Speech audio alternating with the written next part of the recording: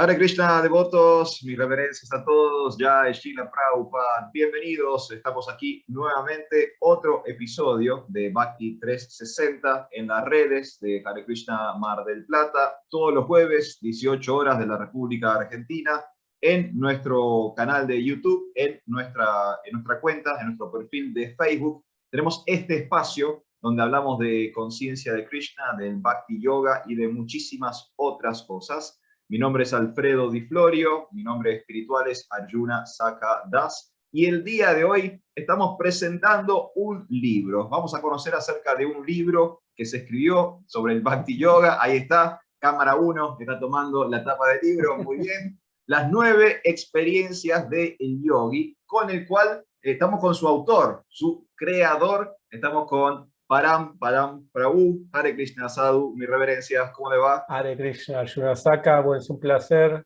otra vez recibir esta invitación y charlar contigo, con vos. Te felicito por esta propuesta de entrevista, de programa, Conciencia de Krishna 360. Podríamos decir que es redundante, 360 y Conciencia de Krishna, porque Conciencia de Krishna incluye todo ya, pero todo. Está bien acentuarlo. Claro. Está bien acentuarlo, ¿no? Que es 360. Exacto. La idea es que mostrar que hay conciencia de Krishna en todas partes.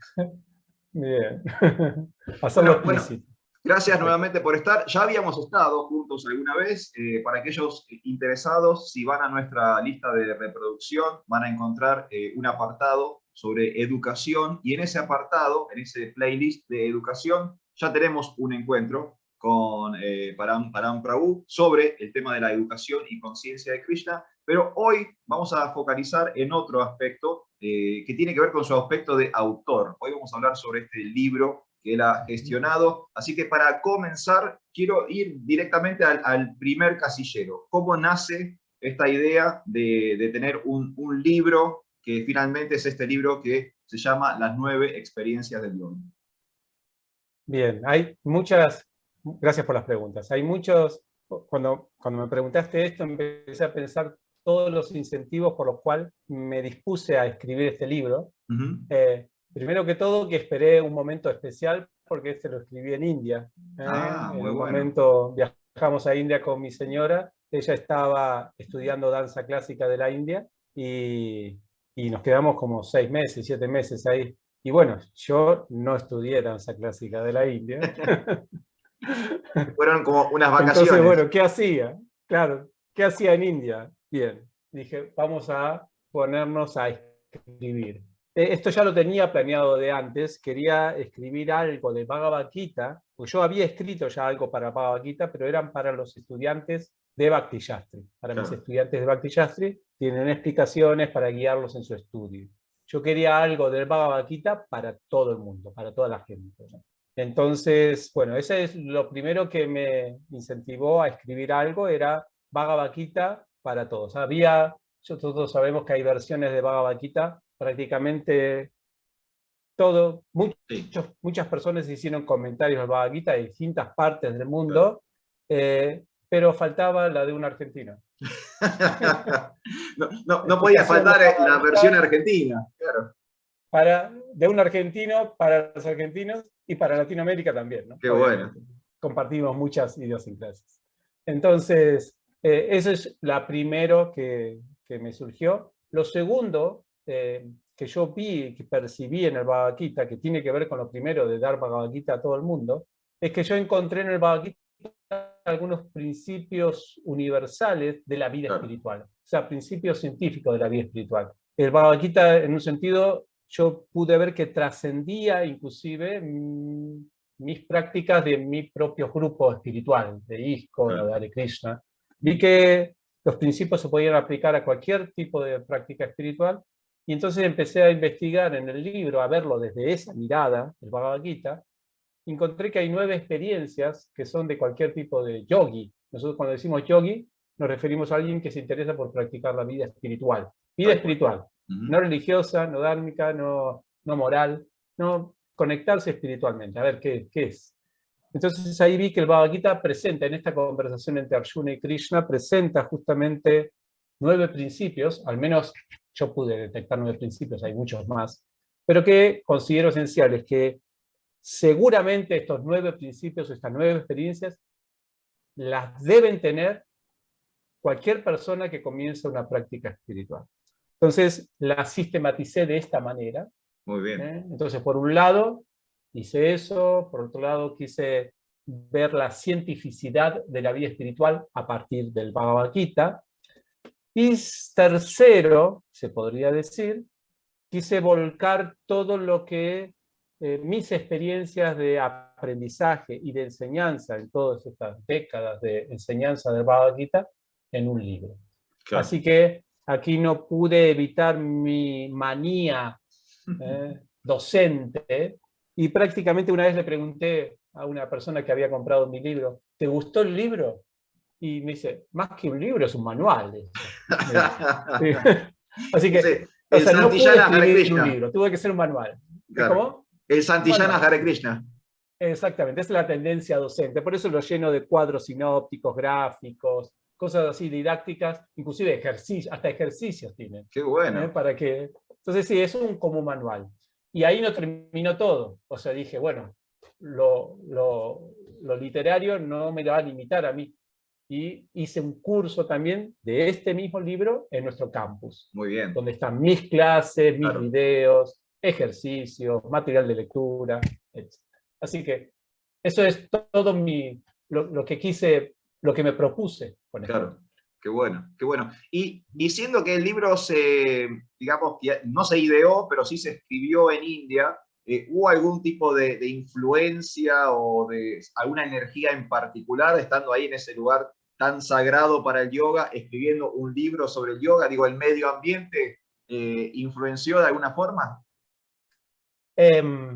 Por un lado, sí, en el sentido de la tranquilidad y estar en contacto con gente tan linda como es la de India.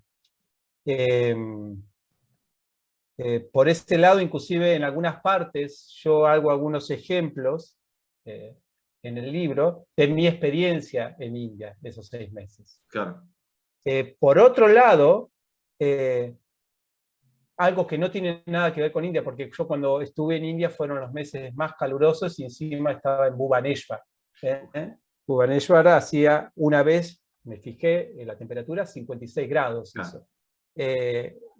Y yo estaba en un cuartito de 4x4, obviamente con aire acondicionado. Lógico. Así claro. que lo que me favoreció más a mí es el asunto de estar entre 4 paredes con aire acondicionado encerradito. Más que India en sí. Eso Claro, lo claro. podría haber hecho en cualquier parte.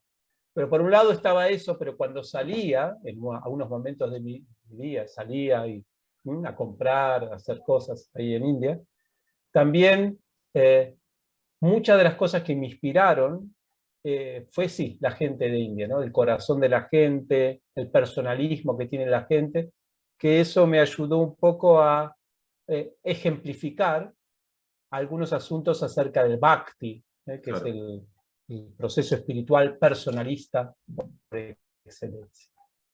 Claro, qué bueno, qué bueno.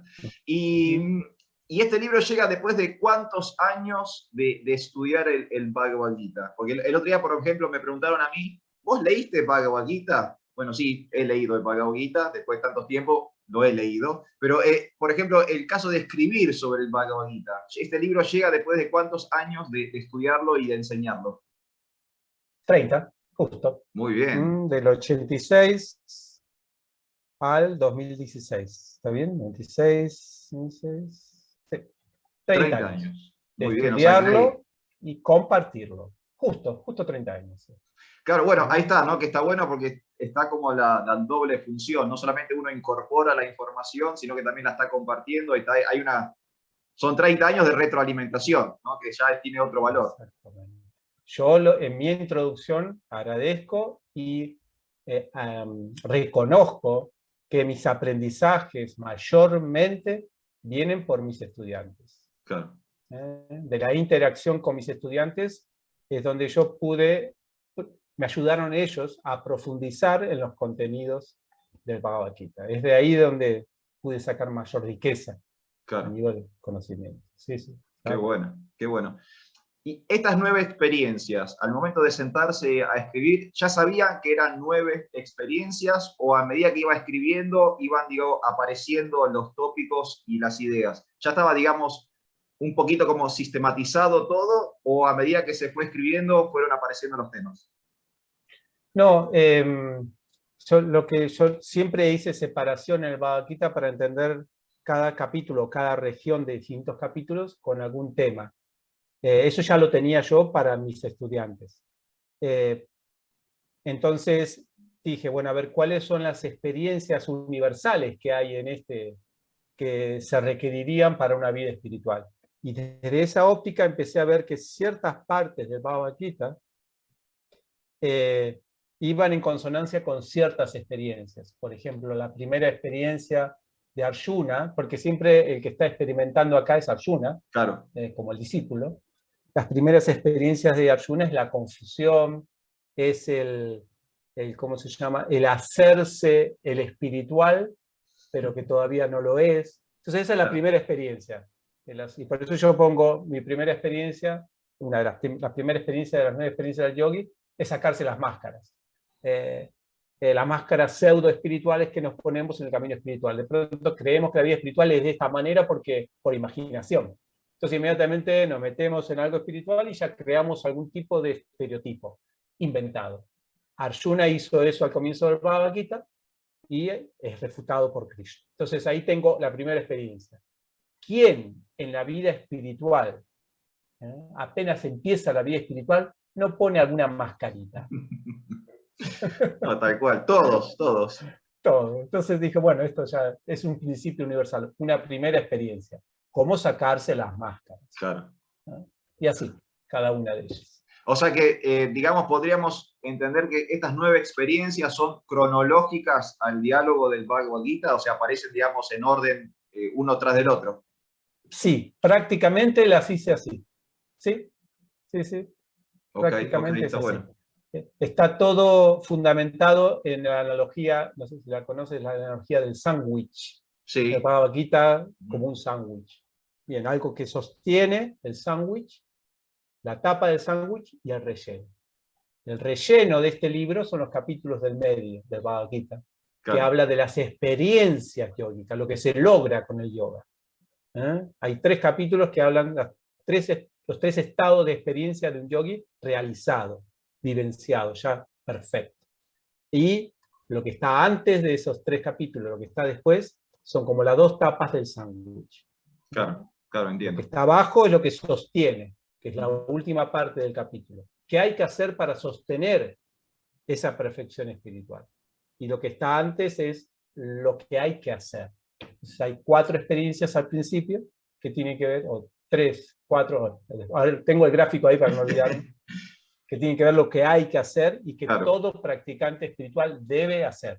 Por ejemplo, hay una que dice, la segunda, de ser uno mismo. No se puede practicar vida espiritual sin integridad. Olvídate. Entonces, ser uno mismo significa identificarse con lo que uno es. Y lo que uno es materialmente. O sea, ¿qué me otorgó el karma a mí? De pronto. ¿Me otorgó qué? Algo para trabajar acá, algo para trabajar en mis manos. Darse cuenta de lo que es uno en este mundo.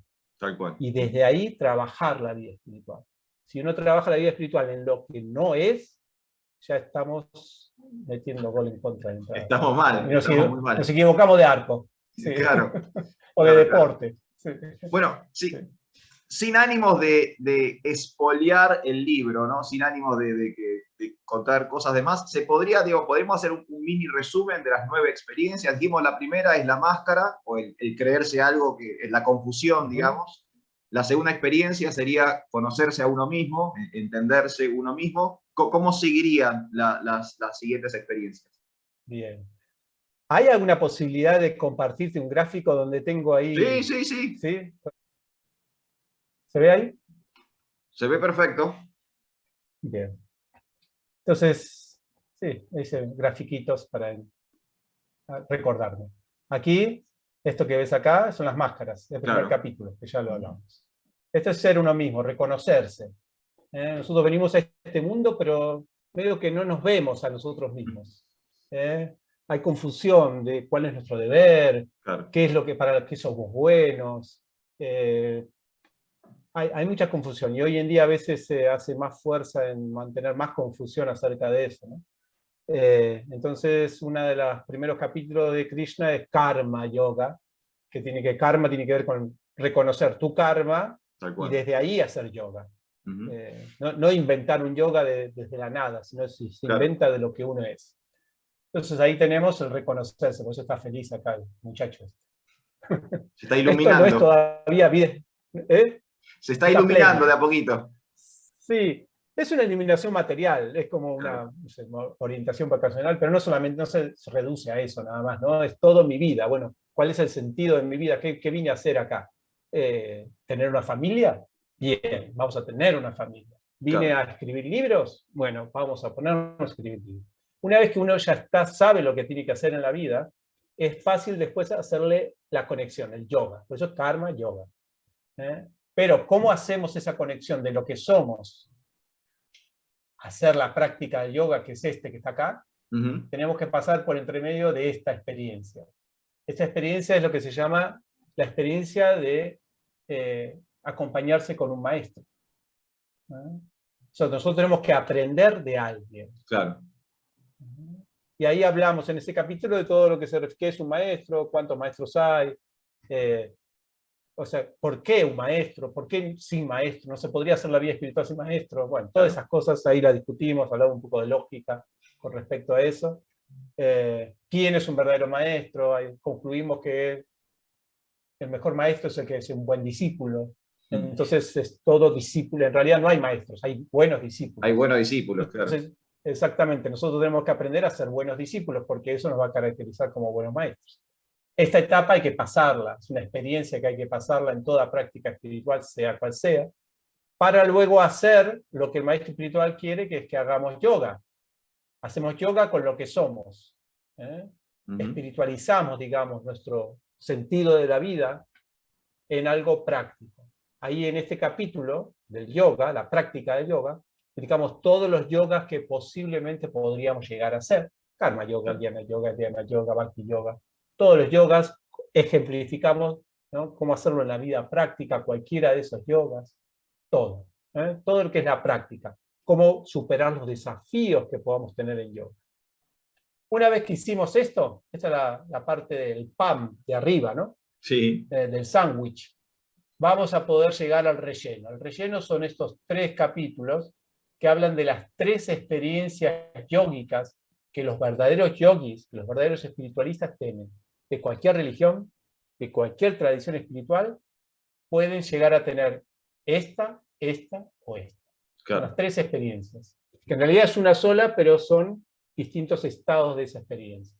Nosotros ya lo conocemos como Brahman, Paramatma y Bhagavan, pero en nuestro libro lo explicamos con un lenguaje más fácil, no tan sánscrito, claro, no tan técnico, para que se entienda de qué se trata tener esas experiencias en la vida cotidiana. Entonces uno ya sabe, si tengo estas experiencias significa que he practicado bien el yoga. Si no las tengo, y una cosa que hacemos durante todo el libro es contrastar verdaderas experiencias espirituales con experiencias que no son espirituales, que pueden ser, claro, el mejor de los casos, pueden ser, el mejor de los casos, buenos insights psicológicos o experiencias lindas de amor, o en el peor de los casos, psicosis. Claro. Entonces nosotros rechazamos cualquier experiencia espiritual que tenga que ver con alguna enfermedad mental o con alguna desestabilización o lo que sea, como no espiritual, y eso lo acentuamos destacando y describiendo estas 3 experiencias en detalle. Una vez que tenemos estas 3 experiencias, o sea, conocemos de qué se tratan estas 3 experiencias, lo que queda entonces son estas 2 que están aquí, que es el pan de abajo, que lo que implica es sostener esta experiencia espiritual. ¿Cómo la sostenemos? Primero, con este dibujito que está acá, es un dibujito que yo reitero en ese capítulo, que es la máquina que produce nuestro condicionamiento. Sí, es una máquina. Ahí, no sé si se ve. Sí, se ve que es una máquina, algún tipo de máquina, claro. Una máquina y hay una manito ahí que Entonces, esa manito que está ahí es la nuestra. Claro, Somos nosotros los que ponemos en funcionamiento la máquina para estar aquí. O sea, ese capítulo lo que me determiné a hacer es saber cuál es la causa de que nosotros hayamos elegido esta experiencia material. claro. Porque yoga significa liberación de la experiencia material para tener nuestra experiencia eterna espiritual. Ese es el significado del yoga. Sí, sí. Entonces tenemos que saber cuál fue la causa, porque si no sabemos cuál es la causa, no vamos a saber cómo retornar a nuestro estado original. Entonces lo elaboramos todo en este capítulo, y luego en el último hay 10 aspectos acá, no sé si se ven, son 10 hábitos, 10 hábitos, esto es muy Bhagavad Gita, los capítulos que hablan de las gunas, de las modalidades, Claro. 10 hábitos que nos ayudan a sostener nuestra iluminación espiritual o nuestras prácticas espirituales, que son todos hábitos en Sattva Guna, y cómo aplicarlos en la vida cotidiana. Eso es un pequeño resumen del libro. Muy bueno, muy Salido, bueno. ¿no? Claro, muy bueno, y veo que, claro, es como muy también como orgánico o natural con el desarrollo del Bhagavad Gita, porque a medida que iba avanzando en las experiencias, iba recordando momentos del Bhagavad Gita donde, claro, se van mostrando estos tópicos, por así decirlo. Está buenísimo. Sí, nosotros citamos más, creo que como 200 versos del Bhagavad Gita en este libro. Qué bueno. Y son todos correlativos, sí, a estas experiencias. Más o menos que van, algunas veces voy marcha atrás porque a veces un verso de Bhagavad Gita, pero generalmente son, esa es la progresión que Krishna le presenta, la progresión sistemática que Krishna le presenta a Arjuna. Sí, claro. Y estoy pensando en algo como por ejemplo el sistema de Patanjali, ¿no? En el Ashtanga, que tenemos 8 etapas, pero que son, digamos, ascendentes o progresivas, donde yo debería arrancar en un yama y debería terminar en un samadhi, si es que practico correctamente todo el sistema. ¿Acá hay una idea similar o puedo saltar de una experiencia a otra? ¿Cómo sería dentro de este organigrama del Bhagavad Gita y de las experiencias el avance o digamos, el tránsito gradual de un yogi? Hay algo de yoga de Patanjali, porque hay hábitos que un yogi debe tener, ¿no? Según el Yoga Sutra. Estos son los hábitos que están acá, que mantienen, Claro. digamos, al yogi estable. Hay algo de la práctica en sí, o sea, el Yoga Sutra habla de la práctica, o sea, la práctica. Obviamente Patanjali es el maestro.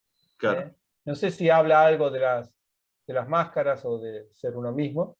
Eso es más Bhagavad Gita, viste que Arjuna, el cuestionamiento primero de él era: ¿soy un kshatriya o no soy un kshatriya? ¿Peleo o no peleo? No sé si Patanjali arranca de ahí, o ya de un yogi que ya sabe lo que quiere hacer.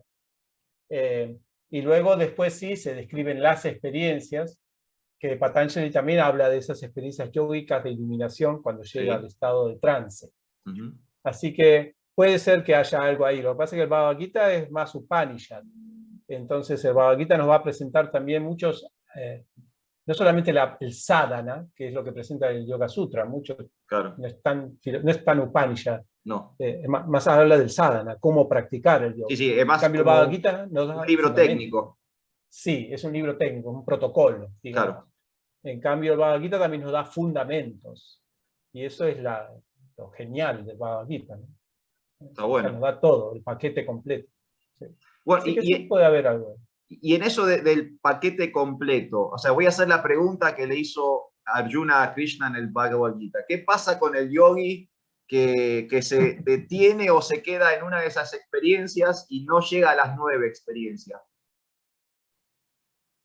Sí, no es que, o sea, la experiencia yógica te tiene que llegar a alguna de estas 3 que están acá. Okay. No es necesariamente las 9, o sea, 9 experiencias son 9 como pueden ser etapas, pero también pueden ser funciones. Okay. Pero también pueden ser destinos. Claro. Por eso que la palabra experiencia puede ser entendida de muchas maneras. Como me lo estás preguntando vos, parece como más del yoga Patanjali, ¿no? Como claro. etapas. Pero no necesariamente se ve así. Nosotros lo que tenemos que lograr, que el yoga logre alguna de estas tres experiencias. O sea, el Si no objetivo logra, sería llegar al relleno. sí, si no logra estas tres experiencias es porque, o bien, no hiciste bien estos pasos, Claro. todavía tenés máscaras, te estás haciendo el yogi, el espiritualista, el religioso, pero sos cualquier cosa. Quizás todavía no estás ubicado en lo que tenés que hacer en el mundo, y por lo tanto estás haciendo el papel de otra persona en lo que vos es. Esto lo critica mucho Prabhupada en el Bhagavad Gita y Krishna Claro. también. Viste que Prabhupada en un significado dice, mejor ser un barrendero de la calle, sin despreciar eso, ¿no? No, por Que supuesto. un yogi, que un maestro charlatán, ¿no? Que Claro. un yogi charlatán. Sí, Entonces, o habla del pseudo trascendentalista también. sí, eso. Entonces, ojo, si no hicimos bien esto, no vamos a llegar a esto, ni ahí. Claro. No hay manera de iluminación espiritual siendo incoherente con uno mismo. Y también puede ser que no nos acercado a un maestro.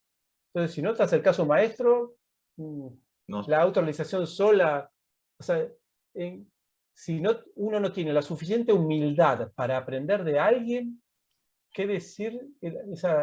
Sin esa humildad, ¿cómo es que vas a tener una iluminación espiritual? O sea, ¿cómo llegaste después? ¿Con qué humildad llegaste? claro.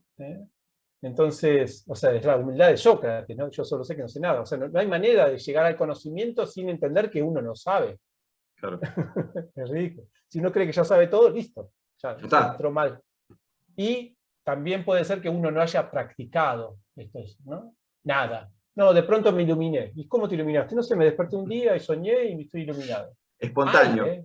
Claro. Entonces, obviamente que esas iluminaciones o esas pseudo-iluminaciones no son las fidedignas, no son las auténticas del yogi. Por eso nosotros esto es lo que hay que encontrar aquí. Claro. Lo que nosotros sí decimos en estos tres, porque estos sí son como diferentes profundizaciones de la vivencia yógica. Acá sí podemos decir que son etapas o una es más profunda que otra.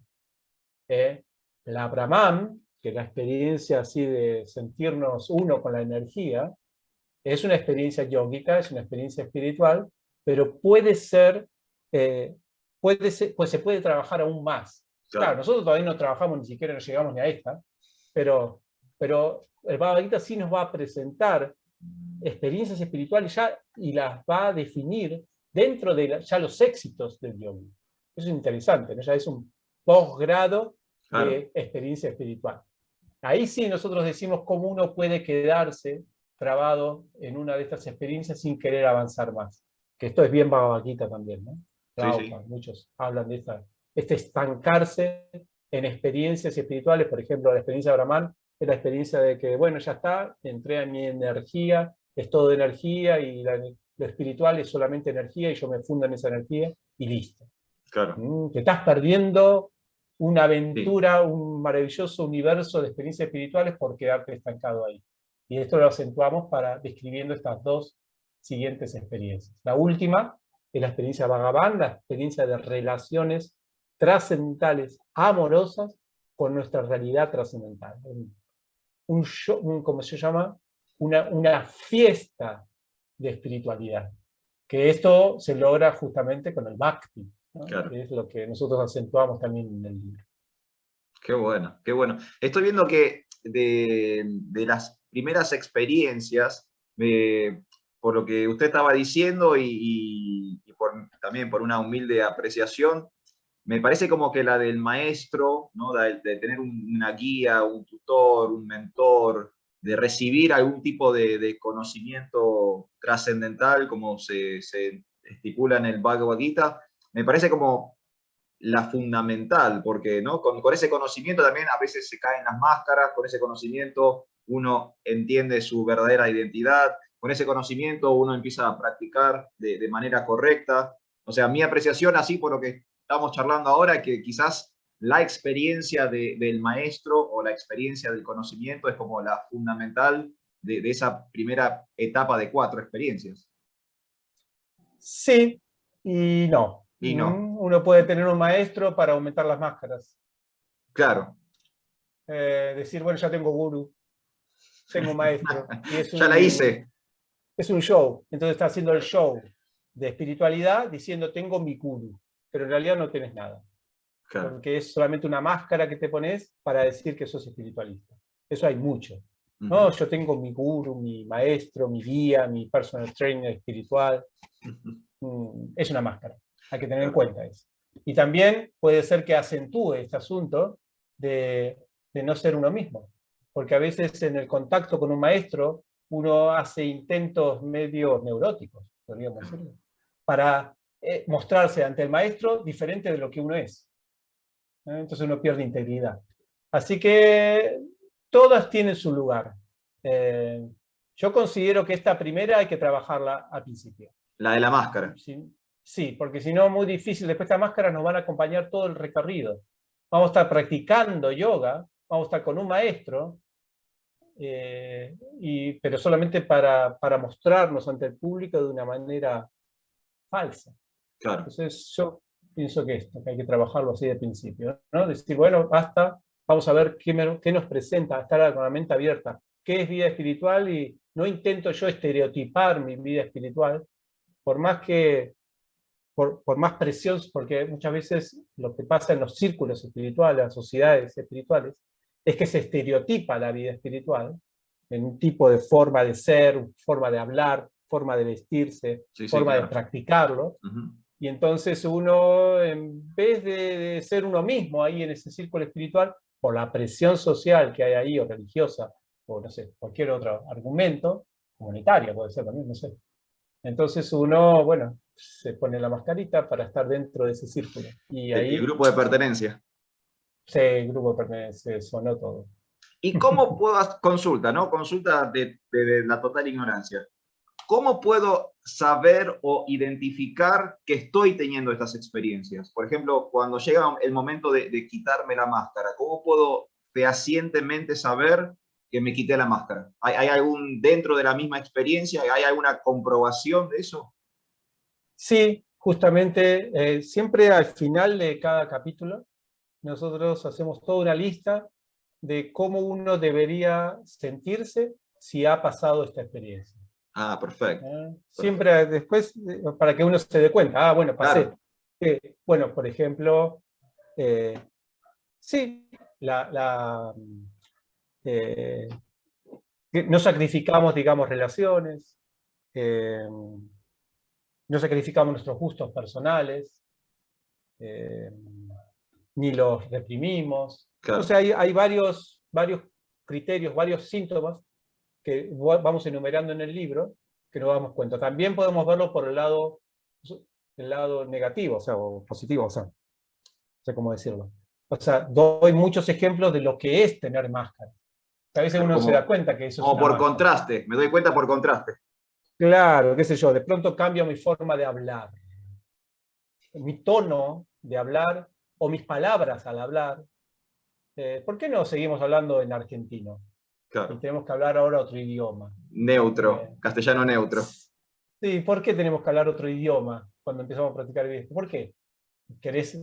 Entonces ahí vemos, o la ropa que usamos, o comportamientos, profesiones. Por ejemplo, muchas veces sucede que uno está haciendo un trabajo que le gusta, pero no es bien posicionado dentro de las prácticas espirituales. Claro. Es como no tiene estatus, digamos, podríamos decirlo. Y entonces no está certificado. Sí, no está certificado. Y uno lo deja, pero pues si estaba contento con ese trabajo. Entonces uno ahí laboralmente también se pone una máscara. No, ahora yo quiero ser, no sé qué, maestro. Claro. Quiero ser profesor. Porque los espiritualistas son todos profesores. No, ¿quién te dijo? Arjuna no era un profesor. No. Quería hacer algo así. No, pero Krishna dijo, no, vos tenés que hacer lo que tenés que hacer. Claro. Entonces todo eso podrían ser algunos ejemplos de lo que es dejar trabajo, dejar relaciones, cambiar forma. Ciertamente que cuando uno comienza algo espiritual es tan fuerte que hay cambios en la vida, especialmente de hábitos, más saludables y todo eso. Eso sí. Pero de ahí a cambiar cosas culturales o no sé, cosas así, hay que ser muy introspectivo y ver si la estoy haciendo porque naturalmente me está forzando esta nueva vida espiritual, o las estoy haciendo para yo forzar la vida espiritual externamente con condiciones externas materiales. Claro, muy bueno, muy bueno. Consulta también le hago con, al principio hablábamos de que son experiencias, digamos, universales, estas que se pudieron identificar. ¿Hay referencias o se cruzan, digamos, con otras escrituras? ¿Hay, digamos, no sé, citas de la Biblia o citas de otros textos sagrados, digamos, cimentando la idea de que estas experiencias se encuentran en todo el universo espiritual? Quizás ese es un desafío que yo tuve en mi libro, y lo aclaro de entrada, y le pido disculpas a mis lectores de que mi investigación está basada en el Bhagavad Gita. Está bien. Aún así yo cito autores, pero como para graficar, digamos, ilustrar los contenidos del Bhagavad Gita, y no tomándolo a ellos como fundamento separado Claro. del Bhagavad Gita. Entonces ese podría ser, yo invito a mis lectores a que si ellos ven que estas 9 experiencias pueden ser también elaboradas desde otras escrituras, otros libros, otros autores, bienvenido para ellos que puedan seguir elaborándolas. Claro. Mi esfuerzo fue presentarla desde el Bhagavad Gita. En un sentido es la propaganda del Bhagavad Gita, ¿no? Está bien, está buenísimo. Así que no es un, ¿cómo se llama? Una presentación de investigación. Claro. Si es de investigación es solamente del Bhagavad Gita. Claro. Algo del Bhagavatam también poco, pero muy poquito. Quise basarme más que todo en el Gita porque es un comentario del Bhagavad Gita, que quise hacer. Un poquito moderno y más libre, pero es mi comentario personal del Bhagavad Gita. Qué bueno, qué bueno. Y volviendo, digamos, al proceso mismo de la escritura. Estuvo esos 6 meses en la India, la escritura derivó en esos 6 meses, ocupó los 6 meses, siguió escribiendo cuando se fue de la India. ¿Cómo fue el tiempo, digamos, el margen de tiempo para escribir? No, estaba día y noche escribiendo. Escribí, nunca había escrito un libro. Claro. Entonces, lo escribí, lo diseñé, o sea, nunca había escrito un libro, o sea que googleé todo lo que se puede googlear. Todo lo que había que hacer. Antes de escribirlo, googleé cómo se escribe un libro, así tal cual. Claro. Puse en Google cómo se escribe un libro, cuáles son los aspectos importantes a tener en cuenta cuando uno escribe todo. O sea, Google fue mi maestro. Claro. En mucho tutorial hubo. Mucho tutorial, que hay que tener en cuenta en la introducción, que hay que tener en cuenta en la conclusión, como todo lo que... Entonces, seguí esas pautas, cómo tiene que ser la letra, cómo tiene que ser la separación, y todo eso. Lo diseñé completamente cuando vine de India, inmediatamente con Ananta Jaina viajamos prácticamente por todo el país, por Chile también, creo que Uruguay también, haciendo la presentación del libro. Claro. Sí, presentamos en distintos centros de yoga, en bibliotecas, en festivales de la India, en templos Hare Krishna. Hicimos todas presentaciones del libro, acá donde vivo también hicimos, muy, muy exitosas, explicando un poquito acerca del libro. O sea que cuando vine, lo primero que hicimos fue, pues ya está todo editado, todo, claro. todo hasta está todo diseñado, listo. con los gráficos, todo. Los gráficos también los hice yo, todo. Entonces, ahí nomás nos mandamos a la imprenta, imprimimos, y ahí salimos. Hicimos la página, todo. Lo que luego hice, ya cuando estando acá en Argentina, fue el curso de las 9 experiencias, con mis videos, explicaciones y todo eso. Eso lo hice aquí. Bien, me gustaría también hablar del curso, pero quiero ir un poquito para atrás con respecto al libro. ¿Hubo, digamos, alguna persona de confianza que leyó algún manuscrito, a alguien le entregó el libro inédito a alguien para tener devolución, o se lanzó directamente a editarlo? Sí, hubo algunos devotos que yo se los di especialmente para las correcciones, y que me den también feedback. Sí, y el feedback que me dieron, bueno, sí, fue bueno. Claro. Un feedback que me dieron, que es el que sentí como que era apropiado, lo que representaba, era que en un sentido es un libro un poco híbrido, por decirlo de alguna manera, porque es bueno tanto para los estudiantes de Bhakti Shastri que están ya practicando Bhakti Yoga, como para aquellos que no están practicando nada, pero quieren empezar a practicar. Entonces ahí sí, es algo que puede ser quizás un desafío para una persona que no practicó, porque eso se encuentra a veces, aunque trato de explicarme lo más claramente posible. La prueba de que el libro ha sido entendido por personas que no practican, que no conocen nada del Bhakti, son algunos familiares míos que se lo entregué, lo leyeron y me dijeron, ahora entiendo de qué se trata el Bhakti. Funcionó. Sí, funcionó. Así que eso me dejó tranquilo por esa parte. Por el otro lado, el feedback de los devotos, sí, fue un buen feedback, y muchos a veces me decían como que no podían hacer feedback porque se engancharon leyéndolo. O sea que como descubrieron cosas que ellos no habían descubierto al leer el Bhagavad Gita. Y eso los entretuvo y no pudo pensar en feedback. Qué bueno. Es un buen feedback igual. Sí, eso fue bueno. Igual es un libro para estudiar realmente, es lo que muchos me dijeron. Es de fácil lectura, pero es largo, porque tiene un montón de páginas. Es un libro grande. Es un libro grueso, claro. Sí, tiene 322 páginas y es un formato grande, tipo manual, el tamaño, no es un librito chiquito. En un momento yo lo ofrecí para el BBT. Dije, bueno, el BBT si lo quiere, pero claro, 322 páginas es un demasiado. libro caro. Claro. Es Estoy pensando en hacer un resumen, porque es lindo el título y el contenido es muchos devotos me dijeron, este libro es para Sankirtan, me dijeron. Muchos me dijeron. Si las personas obtienen este libro, se van a entretener mucho, van a iluminarse, van a entender de qué se trata el Bhagavad Gita. Acá la gente que viene al hostel, tenemos un libro ahí, una copia, y lo leen, y todos el mundo me dice, quiero comprarlo porque ahora entiendo de qué se trata. Entonces, el lenguaje un poquito más tranquilo, no es para nada académico, ni tampoco escritural, ¿no? Como los devotos están acostumbrados. Es más lo que la gente entiende, más coloquial en un sentido. Está bueno. Bien. Muy bien. Y bueno, ¿y cómo es esto de post-escritura, o sea, post-edición, aparece el curso? ¿Cómo se adapta el libro al curso? Igual, por lo que me contó al comienzo, empezó medio desde lo educativo, se transformó en un libro, y después de un libro volvió al ámbito educativo.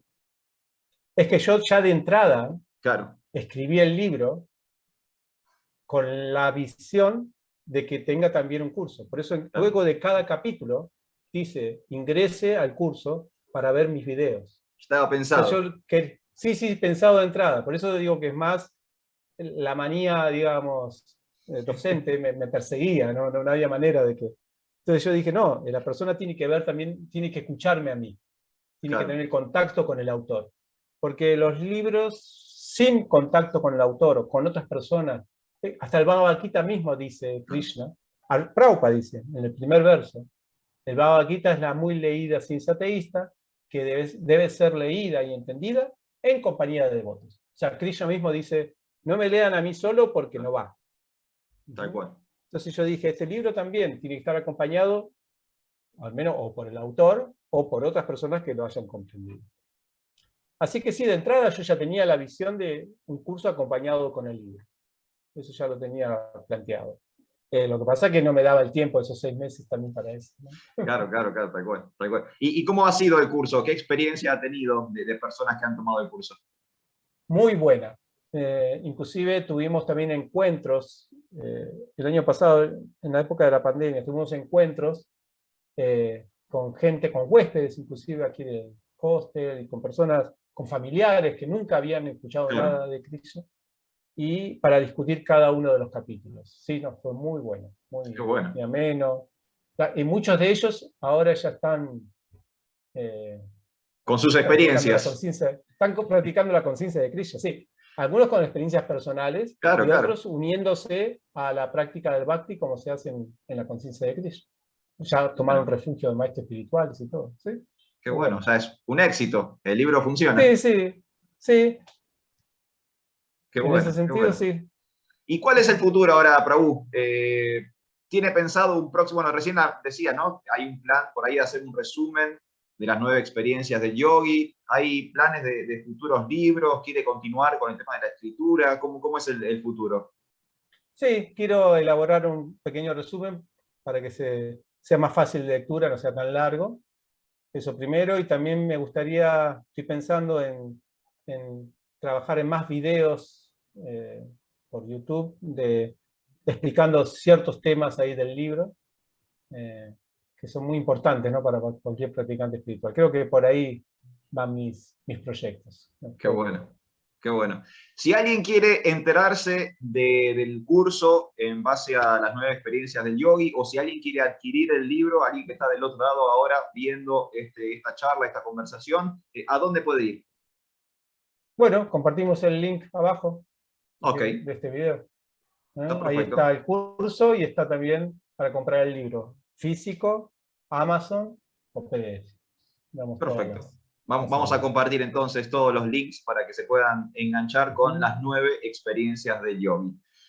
Sadhu, la verdad que le agradezco el tiempo y toda esta predisposición para con nosotros. No sé si quedó algo en el tintero, por ahí algo que yo no pregunté y hay algo que quería resaltar o remarcar, algunas últimas palabras con respecto a esta presentación. No, te agradezco mucho. Para mí, quizás puedo contarte un poquito, quizás las personas que escribieron alguna vez un libro tuvieron esa experiencia, pero al menos mi experiencia fue que cuando yo recibí la primera copia de este libro, yo no tuve hijos en mi vida, en esta vida, pero Claro, cuando yo recibí la primera copia, lo sentí como mi hijo. tal Lo cual. interesante es, nunca había experimentado eso, Claro, no sé si es lo mismo, obviamente que no es lo mismo, pero yo sentí, así humanamente, que era un hijo. tal cual. En un sentido tiene todos los genes de mi estudio, de mi aprendizaje, y espero que, como cualquier padre que quiere de su hijo que haga un bien para la humanidad, este libro también lo haga, ¿no? Qué bueno, O sea, qué bueno. un aporte también. Muy bueno, Santo. Bueno, muchísimas gracias una vez más. Gracias. Éxito con el libro, con el Igualmente, curso y con todas las actividades, toda la prédica que están llevando a cabo allí en Córdoba. Muchísimas muchas gracias. gracias, persona. Éxito para vos también. Muy Gracias. Hare amable. Krishna, Hare Haribol. Krishna.